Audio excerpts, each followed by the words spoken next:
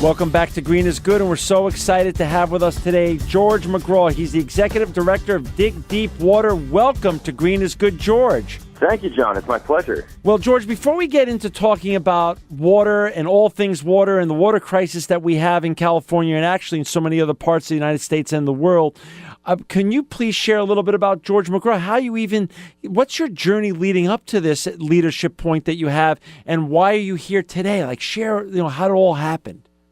Happily. I'm a pretty young guy. I'm only 27 years old, and I'm a human rights lawyer, so that's my background.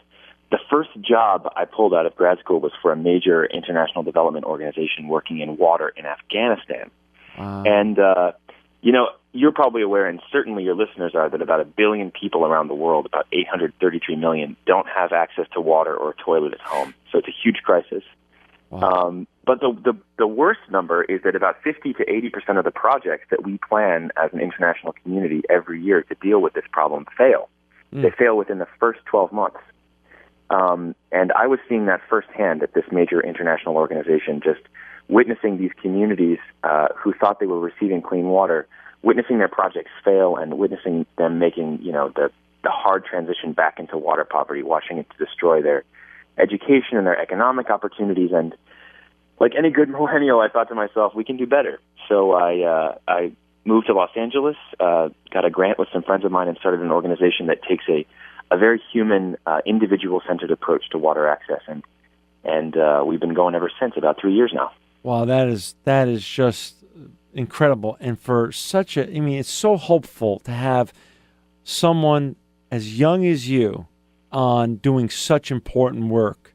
And that's how hopeful I feel about the next generation, and that all of you have so many things that you've chosen to do things with such a higher purpose. And water is for sure one of those critical issues that we face. We've faced for years, but we face more than ever today. So thank you for coming on. Thank you for sharing the story. Talk a little bit, and for our listeners out there, I'm on your website right now, digdeepwater.org. For our listeners out there, talk a little bit about Dig Deep Water. What's the mission? What you're doing there, and why what's the crisis that you saw that you're trying to remedy now with Dig Deep Water? Absolutely. Well, the crisis is really one of approach. There are a lot of organizations out there tackling the water crisis, but almost all of them treat the problem by dividing people into two groups: donors and recipients. And donors, are people that live with good access to clean water in countries like the U.S. And these organizations come to you and they say, John, you're so privileged to have access to clean water. Here's a whole population of people that don't enjoy that. Please give me your money and your time, and I'll send it to a community in need. And they do some wonderful work.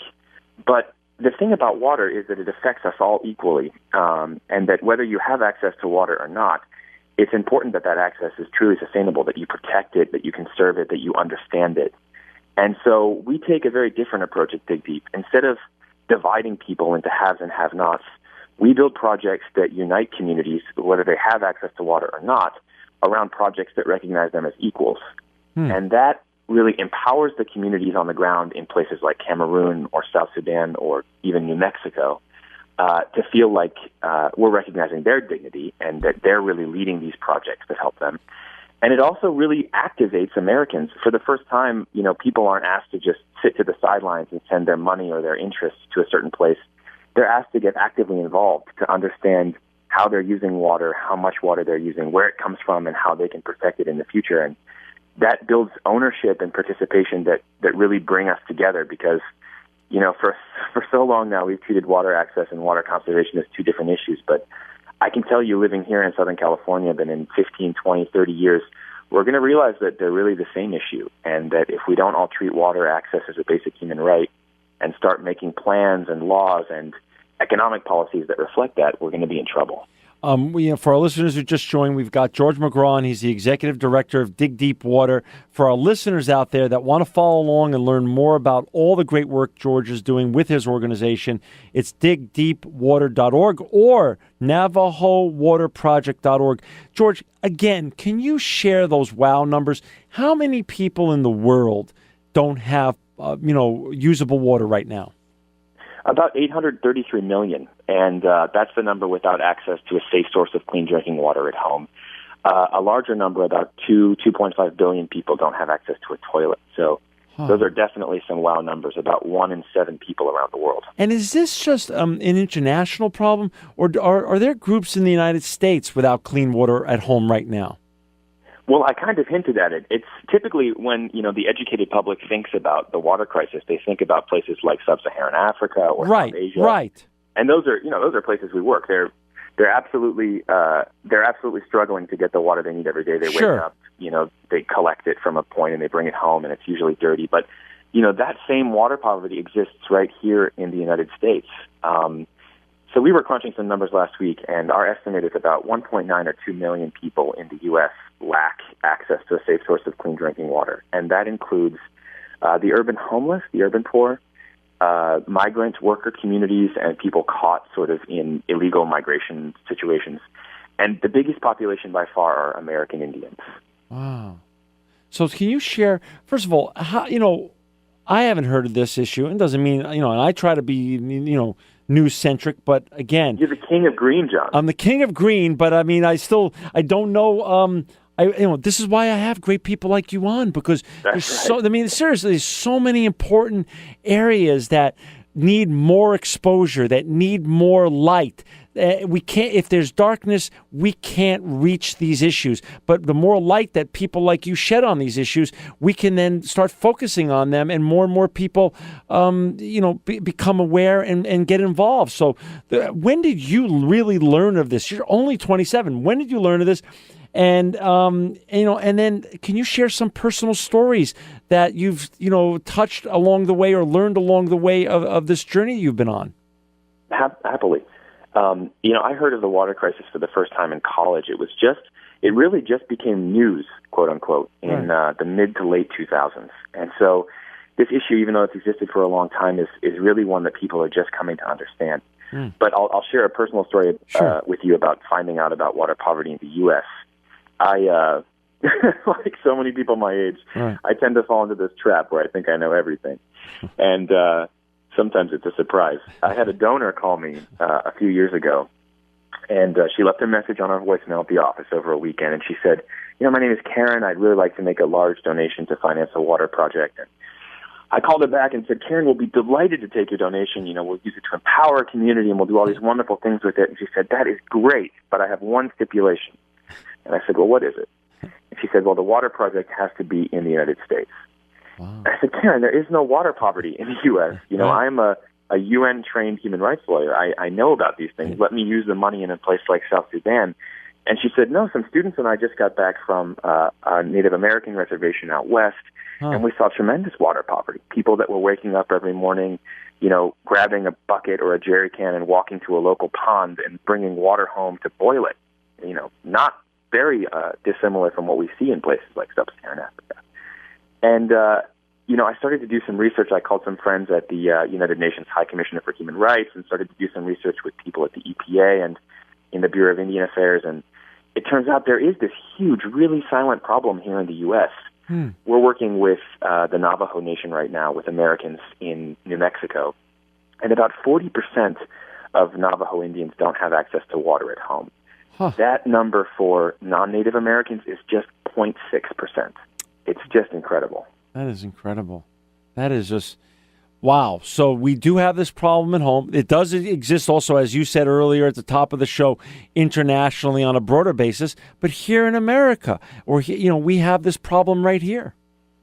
Yeah, but that's the beauty of our approach as a human rights organization, is that we are lucky to communicate to people in a certain way and to do our work in a certain way that allows us to find these communities that wouldn't be accessible otherwise. Right. American Indians don't fit in the traditional poverty model. They're typically ignored here in the U.S. By, the major news media and by charitable campaigns. And it's really the job of organizations like ours to seek out these communities and to partner with them and to build projects that, empower them. And the beauty of it is that at the same time, we get to introduce Americans to this problem that's really theirs, create that sense of ownership. When we build this water project we're working on now, it'll bring, sustainable, clean drinking water. to power taps and toilets in people's homes for the first time, about 250 homes. And it's one thing for me to go to, a cocktail party, John, or to get on a radio show with someone like you and to say, help me build a water project in a place like South Sudan. Right. It's tremendously needed. But I think this really resonates with Americans because this has a zip code. You can call these people, you can send them a letter, and your postman will deliver it. This is not very far away at all, and this is something that we as Americans can really use to not only help empower that community to change their future, but also to really convince ourselves of how important water is to us and to use it as this really rallying point for the future. Well, it is important to us, something we probably most of us take for granted, unfortunately. And just give a little snapshot on what's a day without water look like for a person right now, both on a Navajo reservation without water or in South Sudan. Sure. Well, they're remarkably similar. I just got back from the Navajo reservation last week, and I spent a day with this woman named Lindsay Johnson, and she is in her early 80s. This incredible woman. She was born in the first part of the last century, and she was born on the reservation to a single mother. And she lived in a traditional Navajo home, no electricity or running water or anything like that, and lived a very simple life and was adopted by Christian missionaries and lived in Idaho, grew up in Boise. White picket fence, went to public school, lived there till she was 23. And then she received a phone call from her mother on the reservation that said that she was dying. And so she packed her bags, left her adoptive parents, went back to New Mexico, moved back into the home that she had spent her really early years in, still didn't have electricity, running water, a toilet, and has lived there her whole life. Now she's in her 80s, and she lives with her children and grandchildren and great-grandchildren. She never left. And no, never left. It's incredible that nothing has changed since the early part of the last century, nothing at all. And there are a lot of reasons for that, historical, political, just simple infrastructural reasons. But her daily life, is one that is just almost hard to imagine. She wakes up, every morning. In the winter, she'll collect snow and bring it home, to melt. Or in the warmer months, she and her kids, I think, will wake up in the morning and grab buckets or jerry cans and walk a few miles to a livestock trough or to an open pond. And they'll collect water, bring it home, and boil it and use it for everything that they need. And I know you've discussed these issues before on your show. One of the problems there, from a very green standpoint, is that for a long time the U.S. did a lot of nuclear mining and testing in that area. Wow! So a lot of those water resources are contaminated with radiological particles and uranium, and those are things you can't boil out. You only concentrate them by boiling. So it's a real injustice. But these people are just incredibly strong. Incredibly kind, and when motivated and when empowered, incredibly effective. And so now you go. Now this, just a great story, but we have about 6 minutes left, so I want to get to a lot of these. I want to get to some of the solutions. So how do you go in, George, with Dig Deep, and how do you make a difference there? How do you go into South Sudan and make a difference? How does it work? Just so our listeners who want to get involved and help your mission, I want them to get inspired and learn how to help you do what you're doing. And so what do you exactly do? Well, one of the problems, behind that number, 50 to 80% of water projects failing every year worldwide, is that organizations like ours go in and they don't empower the local community. They plan, they say, okay, here's some GPS coordinates. We know there's a problem there. We're going to hire a company, or we're going to go in ourselves. We're going to drill a well, drop a pump, and move on. And that's a huge problem because those communities, they might have individual problems that make water access difficult. You have to really know people's names, their favorite colors, what their history is, what their culture is, how they make decisions, and you have to use that knowledge to empower them to achieve their own water access, because only if they achieve it themselves will they feel ownership over it, participation in it, and will it really be sustainable. So when we move into a community, whether it's in New Mexico or South Sudan, we're there as guests. We're there to provide resources, to rally people around a cause, but really to convince them that they're protecting their own rights, that this is their own cause. And sometimes that's very difficult. I remember my first field trip to South Sudan. I sat down with a partner of one of ours, an aid worker, and she had just spent a couple months in a village, which is a long time, because we had dug a well there, and she'd gone back to check on it, and no one was using it.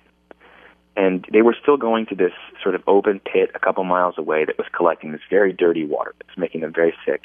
And they had this beautiful functioning well right in the middle of their community. And it took her a couple weeks just to figure out that they didn't use the new clean water because it didn't taste good. You know, they had never experienced clean water before. And so to them, the taste of clean water seemed so boring, even metallic. And the taste of dirty water was sweet and soft on their palate. Okay. And they associated those flavors with health. And, you know, it's problems like those that if you don't really go in and build a relationship with a community that is individual and community focused, that's led by them, that understands who they are and what they need, you'll never be successful. So, you know, each one of our projects looks different wherever we construct it. In South Sudan, it might be a well. In Cameroon, it might be a tapped water project that, you know, delivers water through pipes more traditionally. In a place like New Mexico, it's even more creative. We're drilling a well in the middle of this community that will feed water into a big fill tank that will be delivered by truck to smaller fill tanks that will be elevated by everyone's home. And just because water and sewage pipelines are too difficult and too expensive to lay in this area, people are so far apart from each other. And so the long answer to your question, John, is that every one of Dig Deep's projects looks different because each community that we serve looks different. But because you tailor them specifically for the idiosyncratic needs of those communities. Absolutely. Perfect. Absolutely. And we're down to about a minute and a half. Our listeners out there that want to help you, George, that want to help your mission and your organization, and they want to learn more. How can they get involved with Dig Deep and what you're doing? Well, there are a couple ways. Of course, they can always make a pledge, a tax-deductible pledge at digdeepwater.org, and we promise that 100% of those funds that we take from the public go to a project. So we won't take any administrative or operational cut. Wow. And when the project that these people have helped fund is complete, we'll send them a full report with GPS coordinates, data, stories, photos, videos, showing exactly where their money went and how it was spent and who it empowered.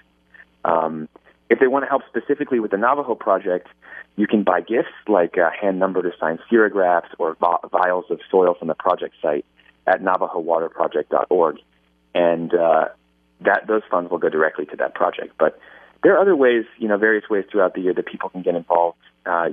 Keep up with Dig Deep online, sign up for our email list, or join us on Facebook or Twitter, and get involved with our campaigns. We're really trying to empower Americans to really look at this as their issue, as something that they have ownership over, and so I'm always so excited to welcome new people to our cause. That is just so great. And for our listeners out there to learn more about all of George's great work and his organizations, please go to www.digdeepwater.org or NavajoWaterProject.org. George, we need more people like you. I hope other millennials follow you in not only chasing profits, which there's nothing wrong with that in a capitalistic society, but chasing higher purpose like you're doing. And I'm just so excited and honored to have you on today. You are a visionary water innovator and truly living proof that green is good.